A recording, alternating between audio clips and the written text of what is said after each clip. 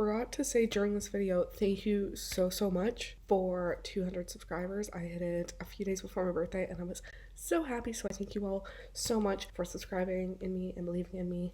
And it's been so amazing. I've had this channel for almost 2 years and it's so amazing to see it start to grow and people start to enjoy my videos, and I love being able to help you all out.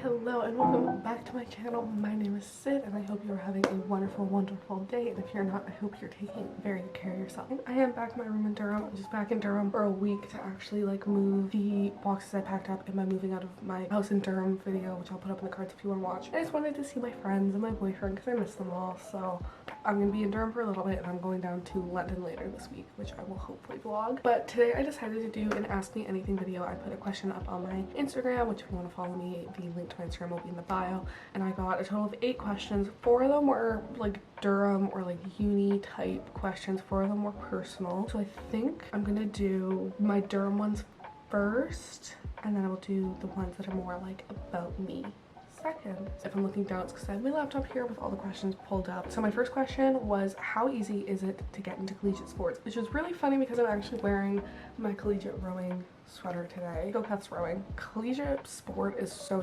easy to get into. I find it a really inclusive and fun space to join. There's a lot of sports that are done at the collegiate level that the college and the people playing that sport realize it's a really niche sport. A lot of people aren't going to have experience doing it, like rowing, so they're more than happy to help you learn. And sports that are more popular like football, hockey, netball usually have multiple teams. There'll be an A team, a B team, a C team, so on and so forth. I think my college for men's football has all the way teams A through F, so there'll always be a spot for you depending what your ability level is or what your interest in the sport is, whether you want to be really competitive or you just want to hang out with your friends. As much as I talk about joining societies, I'm also a really big fan of collegiate sport. If sport is your thing, I think it's a really great low pressure environment to learn how to play a new sport or continue to play a sport you've played your entire life and to make friends. Collegiate sport teams, if you choose to do something niche that maybe you don't have experience with before, I learned how to play lacrosse this year and I showed up for a month and a half, and I really did not like it. Just really intimidated all the time. The coaches are totally chill with that and we're yeah, that's fine. And all the coaches and leadership in collegiate sport tend to be students themselves, usually finalists. I would say it is easy to get into collegiate sport and I really recommend it. It was actually a really good one, and it is, how difficult is it to adjust to time zones and get over jet lag when you have assignments to get done? I find this really tricky because I lose anywhere between 2, sometimes 3 days of time that I could be working on an assignment because I'm traveling, and that definitely affects how I plan out how I'm gonna work on my assignments. That being said, most international flights have Wi-Fi nowadays, at least mine do, so I usually pay. It's not cheap for Wi-Fi to have Wi-Fi during my flight to work on my assignment, just because I figure if I'm going to be stuck somewhere for 8 hours, I might as well work on my assignments. I think it's also really important to keep an open dialogue with your professors in your department about being an international student and about what your travel commitments look like so they're aware of them, because if you need to put an SAC form in, which SAC stands for severe adverse circumstance, and the form is basically something you just submit to ask for extension, but I find departments are a lot more helpful and willing to give you an extension if you give them a month's notice of, hey, to go home for this break, I have to travel 4 days and I have a bunch of layovers and I'm not gonna be able to do a ton of work. Versus a week before your assignments due, being I need a 2-week extension because travel. Your department's gonna be a lot less willing to give you that extension. I think my best advice is to sit down before you travel, figure out all your assignments, what days they're due, what ones do you think you could probably blow through, whether it's a class you really enjoy or a concept you already really know, versus ones you're gonna have to put more time in, and try and get the really tricky stuff done first. I really recommend also downloading your readings if you can before you go on your flights. I think getting all your research done on flights, if you don't want to pay for Wi-Fi, download them before. It's probably really boring to sit for 8 hours and do readings, but at least you'll get it done. For me, where I live in Canada is 7 hours behind the UK. I find when I'm home, especially when I first come home, I'm waking up super early. I'm usually going to bed around 10, but I'm waking up at 5, 6, 7 a.m. So I usually like exercise, work on my assignments, and get them done that way, and then I have time to spend with my family. But I know that's not like everyone's ability with jet lag.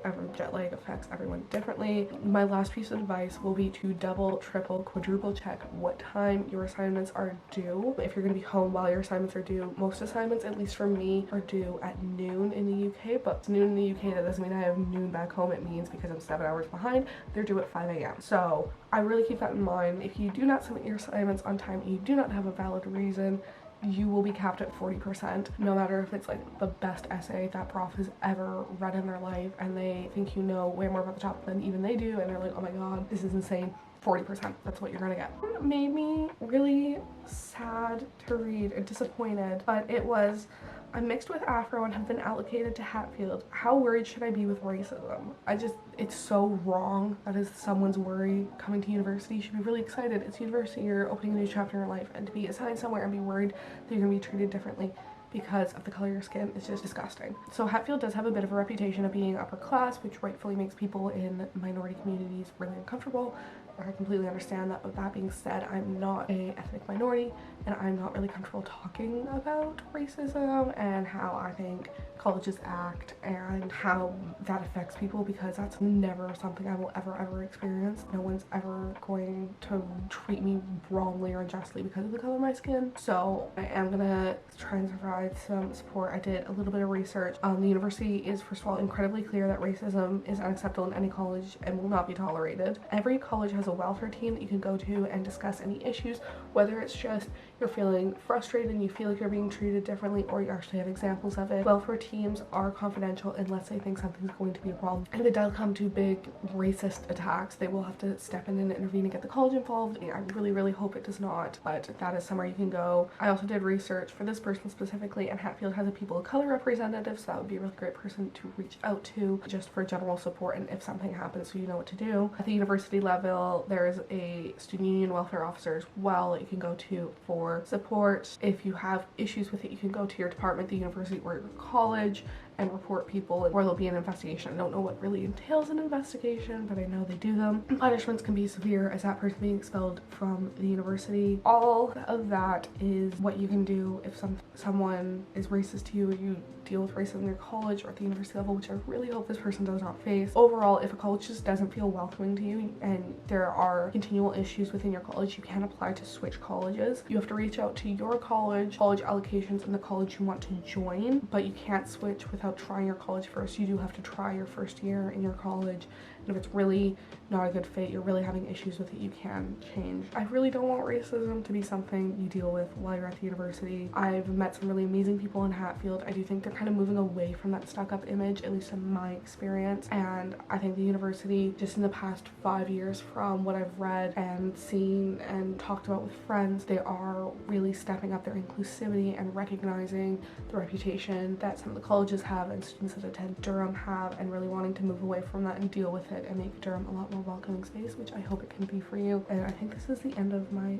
Durham question. This one's like a good step to more personal questions, and it is, what is your favorite place you visited in the UK so far? So I have been many places in the UK. Before I came to Durham, I would do a lot of family vacations here and stuff, so I've done a ton of Scotland, been to Edinburgh. In the northeast, I've been to Newcastle as well as Seaham, Tynemouth, and York. If you're coming to Durham, I'd really recommend trying to do a day trip to Seaham and Tynemouth. They're gorgeous and it's right by the sea, and it's a great way to step away from your uni life and stress, and I don't know, something about me going to the ocean when I'm stressed out really calms me down. I've also been to London, Richmond, Windsor, Basingstoke, and Nantwich. That's just to name a few. I know there's other places I've been, but I had only gone for a few hours to stop for food or see something. So these are the main ones I've been to, but I would probably have to say London or York are my favorite. I love York. It is just so stunning and historic. I went around Christmas time with my boyfriend to see some of our friends that are going to uni there, and it was just so stunning with all the Christmas lights and the Christmas market. It was just a very cute, wholesome vibe. York feels like a really big UK city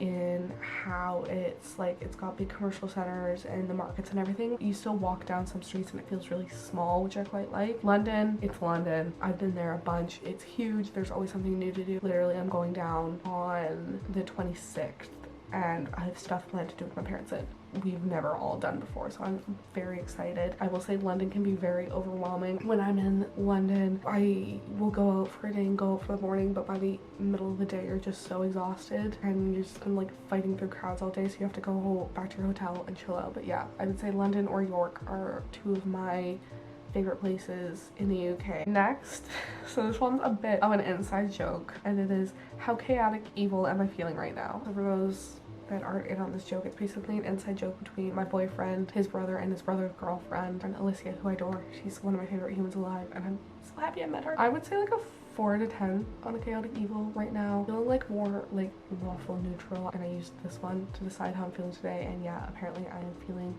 lawful neutral today. So now we have, what is your most embarrassing high school story, which I had to sit down and think about because one immediately came to mind, but it involved a lot of other people, and I graduated high school in 2019, so I graduated just over 4 years ago. I'm not really comfortable talking about this publicly on the internet. I think it's weird 4 years later to be talking about high school drama publicly on the internet personally, so I had to have a little think about a story that is just embarrassing to me, and I figured it out. So as I've said in previous videos, I was on my high school dive team. Now, I'm not saying this to make myself sound sporty because anyone could get on this dive team. You literally, as long as you could jump off a 1 meter board and land in the water and swim, you were on the team. And one day we all had to like, it was like a square pool. So if this is the pool, this is like the bottom edge of the pool, the diving board's here, we would all have to like line up around the edge of the pool. And I was sitting / swimming on the side of the pool talking with one of the other girls, and I was like, I think I can do a backflip. and she was like, okay. Well, like when it's your turn, go up and try. So I go up and try, like walk to the end of the board, turn around, get all ready, do my little like chuck it, land it. No, I'm not gonna say perfect because it was literally my first ever backflip on a diving board, but pretty damn good. Like got the full rotation, landed how I was supposed to. I'm gonna work on it because we had a dive meet in 3 weeks. Like I'm gonna continue to work on this dive because I want to compete this because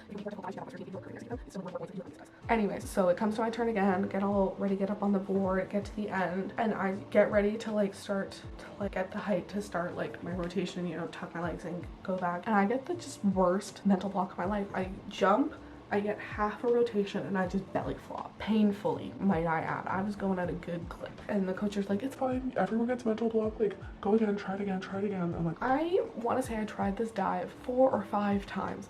Belly flop, back flop, just could not do it. And my last attempt ended with me under rotating and almost hitting my head on the board, to which the coaches were like, Sid, no more. So that's one of my many embarrassing high school stories. I feel like I'm gonna post this, and I know a few of my high school friends are subscribed to me and they're like, So remember the time you did this? I will also say I hit the diving board multiple times while I was on my dive team. It wasn't just the once. I think I hit it 3 or 4 times. Maybe I should have taken a hint and just dive wasn't for me, but I was in it for that free sweater. This is my last question, and it is very blatantly from one person, and it is, how much do you love your mom? Which is submitted by my lovely mom, who you all met in my I spontaneously went to London vlog. Jenna's the cutest. I love my mom. I can't believe I'm saying my mom is cool on the internet, but my mom is so cool, and she's so smart and she's so hardworking. Sorry, I just got a warning on my camera. I was like, what is this? And it's because my camera is overheating. I also feel bad not talking about my dad because I can't believe I'm saying this on the internet. My dad is also very cool. Sandy is, again, such a kind, hardworking, fun individual to be around. My dad is honestly one of the funniest people I know. He has the most bizarre sense of humor, and both my parents would push me so hard to be the best I can be,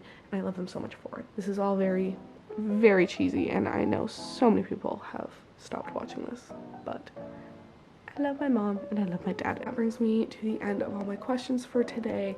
I hope you enjoyed this video. If you could please like, comment, or subscribe, I'd really appreciate it.